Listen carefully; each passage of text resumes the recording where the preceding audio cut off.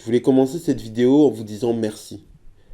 Merci de me suivre, merci de regarder mes vidéos. On est 165 aujourd'hui et perso je trouve ça énorme. J'ai juste à m'imaginer 165 personnes autour de moi pour réaliser ce que c'est. Je vais commencer par vous parler de Laurent Paganelli, que vous connaissez sans doute par ses interviews de bord terrain qui sont parfois folkloriques. No habla español, no parla italiano, no speak English. Che lingua parla? Francese. No. Per la prima partita es... El mejor jugador. Sí, está contento, muy contento. Sí, it's for you. You touch the coupe. Thank you. You are happy for your first match, 2 goals? Hein? Je suis très content, merci. Maintenant, massage. Massage, ok. Laurent Paganelli, ça a été un joueur professionnel, un ailier de grand talent à Saint-Etienne. Donc Robert Herbin l'a fait débuter à 15 ans au Parc des Princes face au Paris Saint-Germain. Donc à ce moment-là, tout le monde se dit qu'il va faire une grande et belle carrière.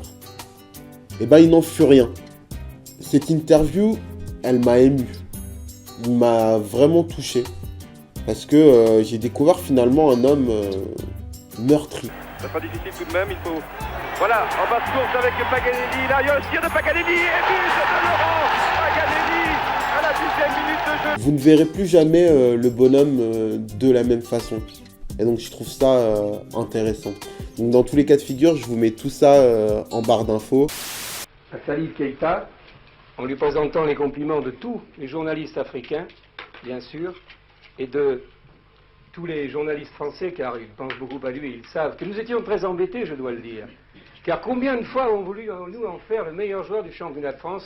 Malheureusement, il n'était pas malien. Il n'était pas français, il était malien. Je dis bien malheureusement pour le football français. Salif Keïta, ça a été un dribbleur de génie. Et beaucoup le considèrent comme un des meilleurs joueurs de l'histoire de l'AS Saint-Etienne. Bon, il était à la fois meneur de jeu, buteur, et ça a été le premier ballon d'or africain. Symboliquement, il a pris un peu le flambeau de Rachid Mekloufi. Malgré tout son talent, malgré ses performances, Salif Keïta était le moins bien payé de l'effectif stéphanois. Et donc ces conflits financiers ont créé une fracture avec le président de l'époque, Roger Rochet. Et donc ça a précipité le départ de Keïta vers l'Olympique de Marseille. Il n'est pas resté longtemps parce que on lui a proposé en fait une naturalisation parce qu'à l'époque on avait le droit qu'à un certain nombre d'étrangers dans son équipe. Salif Keïta, ça a été un des premiers sportifs africains vraiment connus, au moins sur la scène européenne. Et donc sur ses épaules, il avait quand même un poids. C'est pour ça qu'il n'a pas accepté en partie la nationalité française. C'est parti avec le pied gauche de Mangani.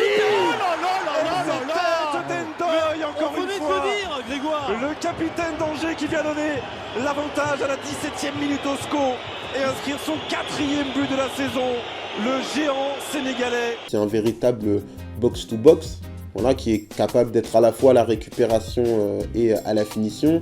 Il a un physique, une puissance exceptionnelle. Il a vraiment un parcours atypique.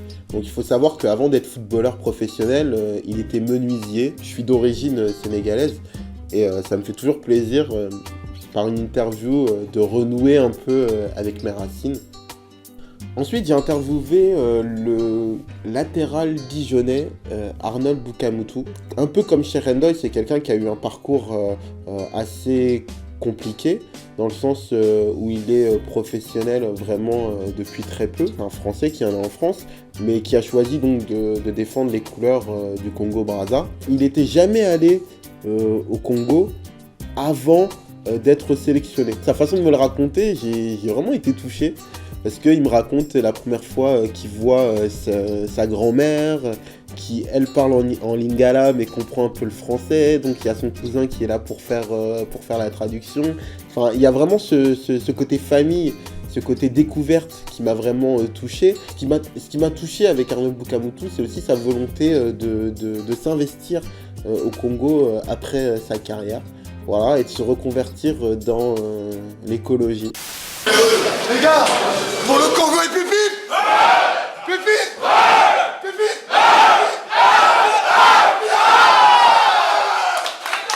Claude Leroy, c'est l'actuel sélectionneur du Togo, qui a été coach du Cameroun, du Sénégal, des deux Congo, du Ghana, etc. Et c'était intéressant d'interviewer quelqu'un qui est depuis autant d'années en Afrique, qui a eu l'occasion de découvrir des pays, des cultures différentes, et qui pouvait donc me faire partager aussi bien un regard sportif, mais aussi culturel. Je vous remercie d'avoir regardé cette vidéo. J'espère que vous avez passé un bon moment. Je vous dis à bientôt. Ciao.